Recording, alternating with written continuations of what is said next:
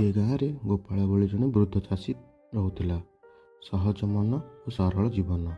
ପ୍ରତିଦିନ ସକାଳେ ସେ କ୍ଷେତକୁ ଯାଇ ମାଟିକୁ ସ୍ପର୍ଶ କରି କହୁଥିଲା, ଏହି ମାଟି ଆମ ମା ଅଟେ, ଯେତେ ପ୍ରେମ ଦେବୁ ସେତେ ଫଳ ଦେବ। ଗୋପାଳ ଘରେ ତାର ପତ୍ନୀ, ପୁଅ, ଝିଅ ସବୁ ମିଶିକରି ରହୁଥିଲେ। ଖାଇବା ଟେବୁଲ ନଥିଲା, କିନ୍ତୁ ପଖାଳ ହାଣ୍ଡିରେ ସମସ୍ତଙ୍କ ଖୁସି ଲୁଚି ରହିଥିଲା। କିଛି ବର୍ଷ ପରେ ଗୋପାଳର ପୁଅ ସହରକୁ ପଢ଼ିବାକୁ ଗଲା।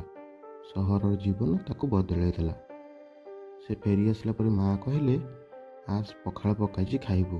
ପୁଅ ହସି ଦେଇ କହିଲା, ମା ଏସବୁ ପୁରୁଣା ରୀତି, ଆଜିକାଲି ହୋଟେଲର ଖାଇବା ଫ୍ୟାସନ୍।